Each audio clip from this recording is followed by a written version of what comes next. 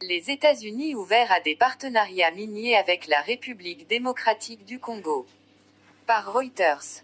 9 mars 2025 21h22 GMT plus 01 mis à jour il y a 3 heures. Vue des installations de traitement de Tenke-Fungurume, une mine de cuivre et de cobalt située à 110 km au nord-ouest de Lubumbashi, dans le sud producteur de cuivre du Congo. Photo prise le 29 janvier 2013. Acheter les droits de licence, ouvre un nouvel onglet en savoir plus. 9 mars, Reuters, les États-Unis sont ouverts à l'exploration de partenariats dans le domaine des minéraux essentiels avec le Congo, a déclaré le département d'État dans un communiqué adressé dimanche à Reuters, après qu'un sénateur congolais a contacté des responsables américains pour leur proposer un accord, minéraux contre sécurité.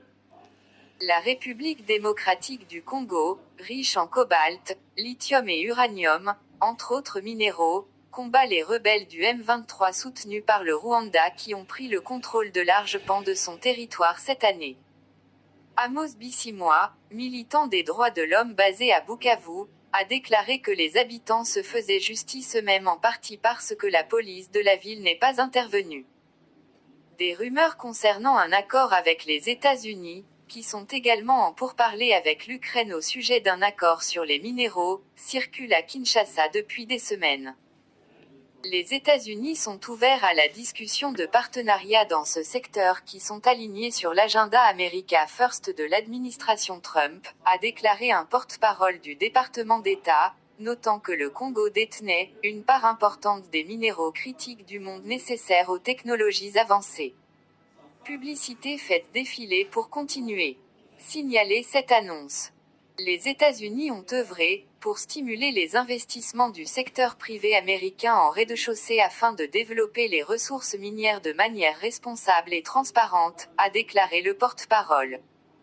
Kinshasa n'a pas détaillé publiquement sa proposition, affirmant plutôt qu'elle recherchait des partenariats diversifiés.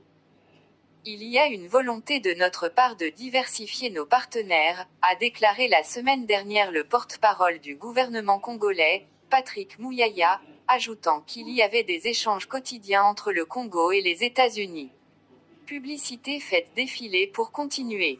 Signaler cette annonce. Si aujourd'hui les investisseurs américains sont intéressés à venir en rez-de-chaussée, évidemment ils trouveront de la place.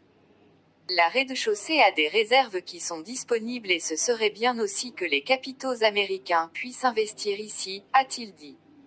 Stabilité régionale.